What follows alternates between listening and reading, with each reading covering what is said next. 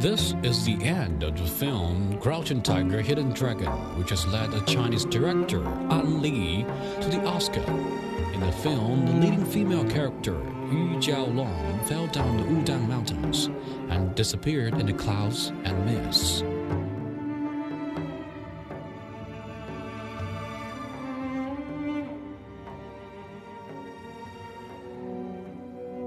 There are the real Wudang Mountains that lies near the Hanshui River, the biggest tributary of the Yangtze River, in the northwestern Hubei province of China. The Wudang Mountains are up to 321 square kilometers, with its main peak, the Tianzhu Peak, rising 1,612 meters above the sea level. Geological tectonic movements have given birth to a grand landscape composed of a single peak shooting up the sky and numerous peaks standing around it, which is called 72 peaks pointing to the greatest one and 24 peaks in the valley running all the time. There were once 33 building complexes on the Wudang Mountains. Most of the existing 36 Taoist temples were built in the Ming Dynasty during the 14th to the 16th century. They're the biggest and the most integral existing ancient building complexes of Taoist with highest rank in China. Some of these buildings are on the top of the perilous peak, some hidden between cliffs and the bluffs, some beyond the rivers, and some setting off among the woods. They incarnate the great harmony between the man-made constructions and natural landscape. In 1994, the Wudang Ancient Building Complex was inscribed by UNESCO onto the World Heritage List.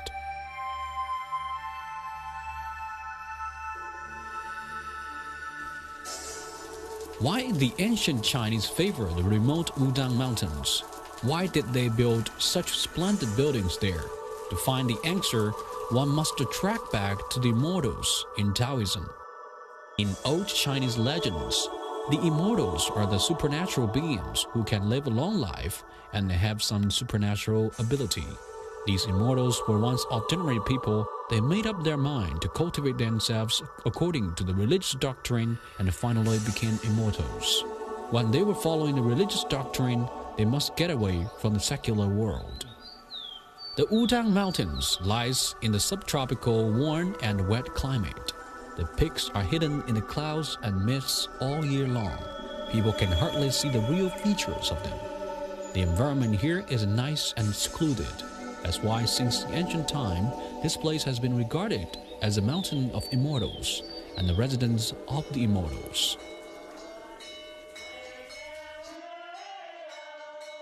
It is recorded that from Eastern Han Dynasty at about 200 AD, some Taoist followers began to build houses and concentrate on cultivating themselves according to the religious doctrine.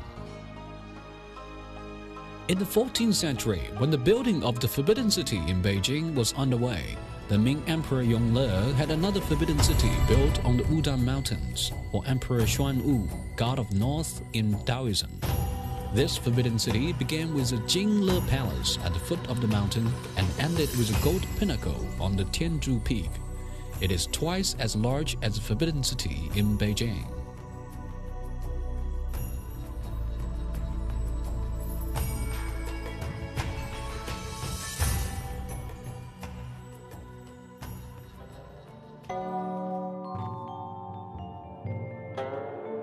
Why did the sovereign ruler in the secular world stoop to the immortals in Taoism?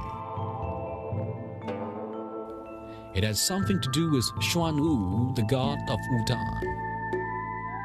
The ancient Chinese used 4 kinds of animals to represent the 4 directions. Red bird represents north, blue dragon the east, white tiger the west, while the supernatural beings with twisted tortoise and a snake represents north. This black image is a god of war called Xuanwu. As a tortoise and a snake are the animals living in the water, Xuanwu is a god of water as well.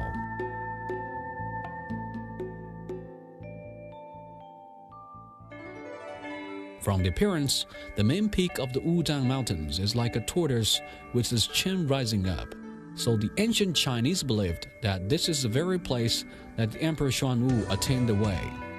In the Taoist legends, the Emperor Zhenwu was a prince of the pure happiness country in the secular world. The Jun County at the foot of the Wudang Mountains is said to be the legendary country. After 42 years of cultivating himself, the prince of the pure happiness finally attained the way and became an immortal, called Zhenwu. As there was Xuan in an emperor's name in the later ages, people called Zhenwu was Zhenwu to avoid the taboo on personal name of the emperor.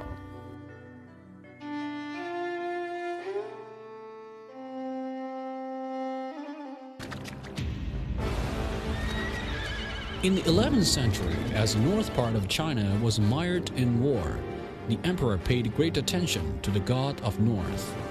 As time passed by, Zhenwu's position in Taoism became higher and higher. The name of the mountains, Wudang, indicate that this mountain belongs to Zhenwu, and only Zhenwu can take on this mountain of immortals.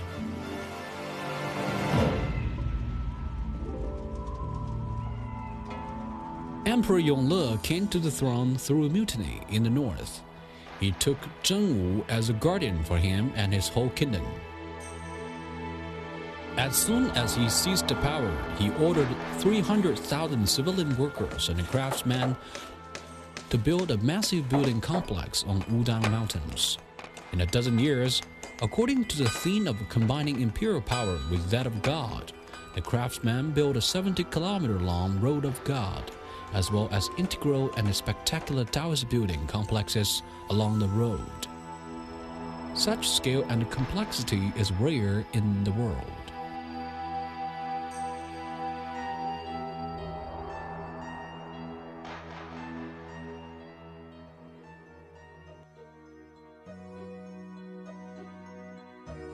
The Xuanyue Gate was once the first gate leading to the Wudang Mountains. Though the mountain road lays wasted today, you can still tell its good old days from the splendid stone arch. This arch was carved from broodstone, and it is decorated with luxuriant carvings of birds, animals, and human beings. The artful design and the exquisite craftsmanship are hard to attain even today.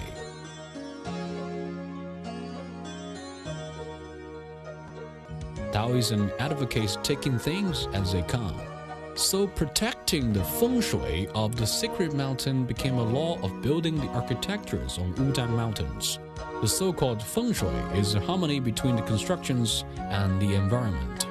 It was said that Emperor Yongle had issued several imperial orders to forbid any disturbance of the mountain's feng shui. This building is called Wuyun Tower. On one end of the building, there is a wood stanchion overlapped with 12 crossbeams. This is the legendary one-stanchion, 12-beam structure. From the terrain, we can see the Wuyun Tower lies on a slope. If workers excavated the mountain or filled and levered up the slope, it would disturb the feng shui. But if they wanted to build a 5-floor tower in such a narrow place, the stanchions would look very crowded. So on the top layer, architects used the main stanchion to support 12 crossbeams, creating a miracle. After hundreds of years weathering, this incorporation of mechanics and aesthetics still stands steadily and become a wonder in Chinese ancient architectural history.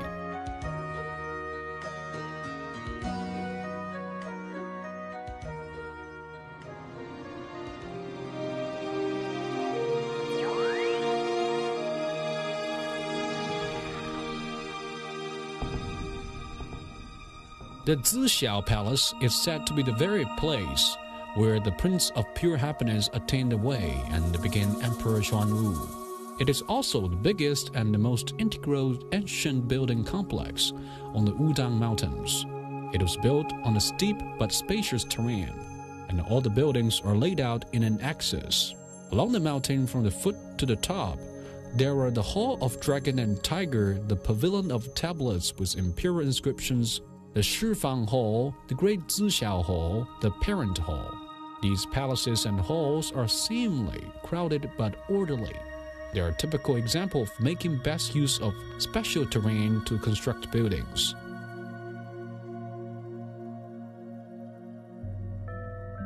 The Great Zixiao Hall is the only existing wood structure hall in the Wudang Mountains. It has two-layer eaves. Its roof is covered with peacock blue vitreous tiles. There are curved, gorgeous patterns on them, which is very unusual in Taoist buildings in China. The statue of Emperor Zhenwu is worshipped in the hall. It is overlaid with gold from top to toe. With a height of 4.8 meters, this is the highest and the most gorgeous clay sculpture in the Wudang Mountains. This is a mysterious fur in the hall. It is said to be left behind in the Zixiao Palace construction. If you hit one end, others can catch the silvery sound on the other end, and words spoken on one end can also be heard on the other.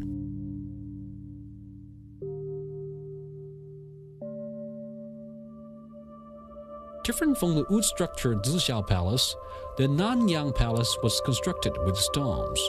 Still, lots of wood structure features can be found here. The beam, stanchion, pendentive, doors, and windows were also spliced in the method of tenon and mortise with components chiseled by bluestone. The heaviest component weighs even more than 5,000 kilograms.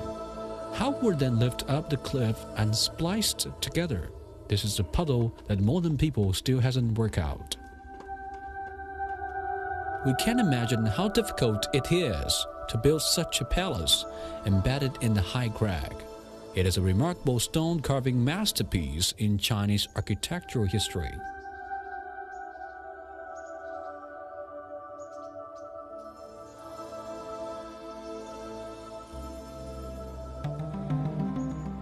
The most risky place in the Nanyang Palace is this rock with dragon head carving. An incendiary was put on a curved 3-meter-long rock out of the cliff. The top of the rock is a dragon head and the middle is neck. It is said that if you want your wishes come true, you must step on the 30-centimeter wide dragon's neck to put the incense into the incendiary on the dragon head and then retreat back 3 steps to the palace upon the abyss. Being too dangerous a place, it is now blocked with a guardrail around it.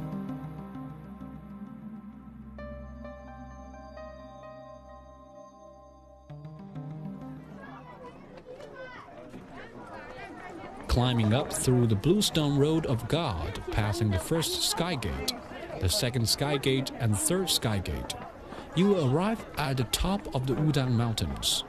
The top of the Tianzhu Peak, the most famous gold pinnacle in the Wudang Mountains, is located here.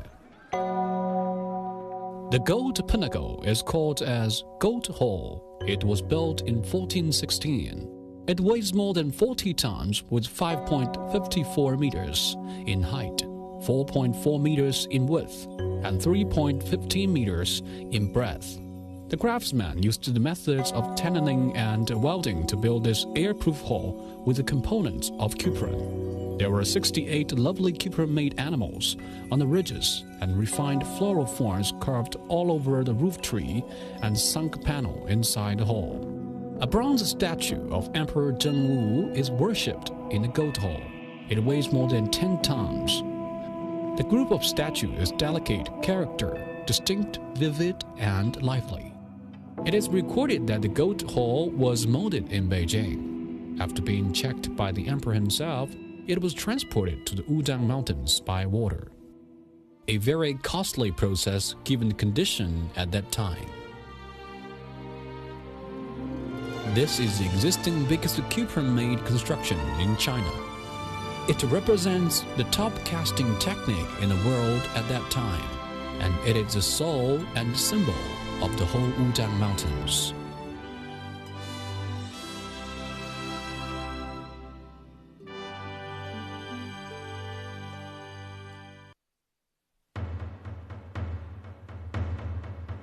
Besides beautiful natural scenery and the large ancient building complexes, what is well known to Chinese people of Wudang Mountains is the Kung Fu of Wudang. While Taoists try to cultivate themselves, they always practice Kung Fu, just as what monks do in Shaolin Temple. But as the Chinese say, North Shaolin and South Wudang suggests, they belong to different genres of Kung Fu. Wudang pays great attention to the internal power, calling for cultivating mental strength to fight movements with stillness and the hard with the soft. In this way, people can win by a delayed strike. So it is called soft fist. Take Tai Chi or shadow boxing as an example. It looks quite soft and powerless, but it can beat strong enemies. From its movement and stillness, you can tell the full-bodied cultural atmosphere of Taoism. It adds a mystic color to the Kung Fu of Wudang.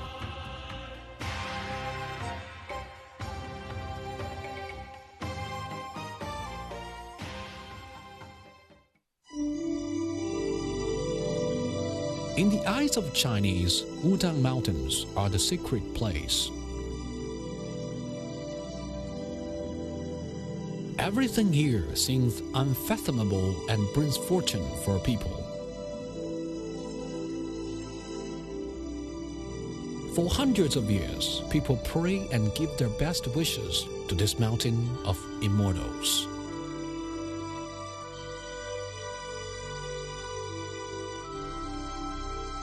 In 1994, members of the UNESCO Heritage Committee commented on Wudang Mountains. The palaces and temples, which form the nucleus of this group of secular and religious buildings, exemplify the architectural and artistic achievement of China's Yuan, Ming, and Qing dynasties.